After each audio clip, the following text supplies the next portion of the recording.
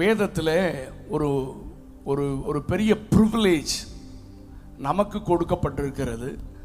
அந்த ப்ரிவிலேஜ் என்னன்னா சேஷ்டபுத்திர பாகம். சேஷ்டபுத்திர பாகம் அதை குறித்து தான் இந்த காலை நேரத்தில் உங்களோடு கூட நான் பேச விரும்புகிறேன். நன்றாக கவனிங்கள். பழைய ஏற்பாட்டில் மட்டுமல்ல, புதிய ஏற்பாட்டிலும் நாம் அதற்கு பாத்திரவான்களாக கர்த்தர் நம்மை தெரிந்தெடுத்திருக்கிறார் என்கிற காரியத்தை உங்களோடு கூட வேத வசனத்தின் அடிப்படையில் இருந்து நான் உங்களோடு கூட பேச விரும்புகிறேன். சேஷ்டபுத்திர பாகம் என்றால் தகப்பனுக்கு பிறகு அந்த குடும்பத்திற்கு அவன்தான் தலைவன். இரண்டாவதாக அந்த குடும்பத்தில் சொத்து பிரிக்கும் பொழுது அவனுக்கு 2 பங்கு. அதற்கு அடுத்தது மிக முக்கியமான ஒன்று, தகப்பனுக்கு பிறகு தேவனுடைய காரியங்களில் முதலிடம். நல்லா கவனிச்சுக்கோங்க. முதலாவதாக தகப்பனுக்கு பிறகு அவன் குடும்ப தலைவனாக ஆகிறான், அந்த ப்ரிவிலேஜ் இருக்கிறது. ரெண்டாவது, அந்த சொத்தில் 2 பங்கு அவனுக்கு கிடைக்கிறது. மூன்றாவதாக தேவனுக்கு அடுத்த காரியங்கள். எப்படின்னா, அந்த நாட்களில்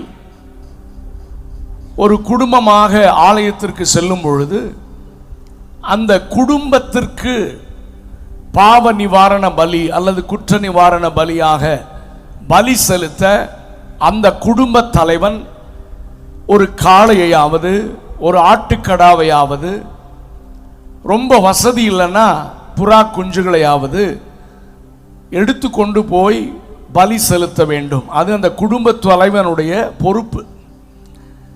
அந்த குடும்ப தலைவன் அந்த பலியை கொண்டு போய் அந்த பலியை செலுத்தும் போது அந்த இரத்தம் கிருபாசன தண்டையில் தெளிக்க பிரதான ஆசாரியனுடைய கரத்தில் கொடுத்து கிருபாசன தண்டையில் தெளித்து தேவனுடைய இரக்கத்திற்காக அங்கே காத்து நிற்கும் பொழுது ஆண்டவர் அந்த பலியை அங்கீகரித்து அந்த குடும்பத்தின் பாவத்தை மன்னித்து சமாதானத்தோடு திரும்பி வர ஒரு ஆராதனை முறையை ஆண்டவர் வைத்திருந்தார். அதில் அந்த குடும்ப தலைவனுக்கு மிக முக்கியமான ஒரு பொறுப்பு.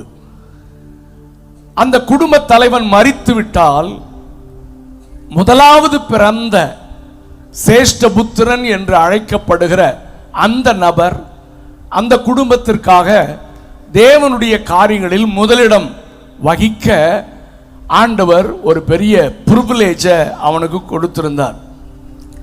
நீங்கள் கேட்கலாம், பழைய ஏற்பாட்டில் முதல் பிறந்தால் சேஷ்டபுத்திர பாகம் இருந்தது, நமக்கு என்று நீங்கள் கேட்கலாம்.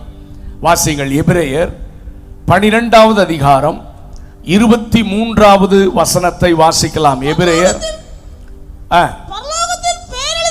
எல்லாரும் எடுத்துட்டீங்கன்னு நினைக்கிறேன். எபிரேயர் 12:23. பரலோகத்தில் பேர் எழுதியிருக்கிற முதற் பேரானவர்களின் சர்வ சங்கமாகிய சபையினிடத்திற்கும் தேவனிடத்திற்கும் ஆவிகளிடத்திற்கும் இயேசுவினிடத்திற்கும் பார்க்கிலும்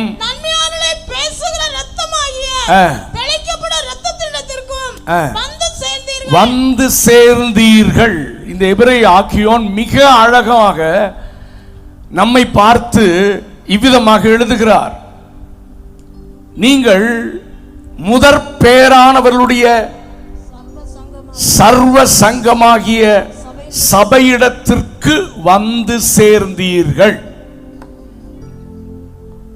என்ன ஆமேன் சொல்ல மாட்டேன்றீங்க? ஆமேன். நம்ம பழைய ஏற்பாடு மாதிரி முதல் பிறக்கல, ஃபர்ஸ்ட் பார்ன் அப்படின்னு கிளைம் பண்ண முடியாது. ஆனால் ஆண்டவர் கிருபையாக நம்மை முதற் பேரானவர்களுடைய சர்வ சங்கமாகிய சபையிலே நம்மை கொண்டு வந்து சேர்த்து விட்டார். கரங்களை உயர்த்தி சத்தமா ஒரு அல்லேலூயா சொல்லுங்க பார்க்கலாம். ஆமென்.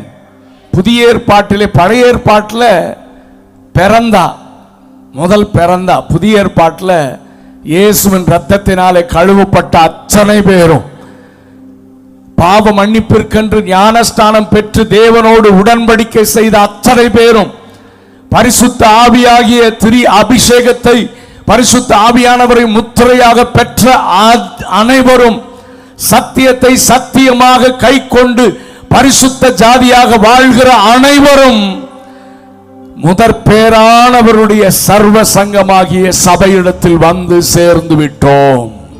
நல்ல கையை உயர்த்தி ஒரு அல்லேலூயா சொல்லுங்க பார்க்கலாம். ஹல்லேலூயா.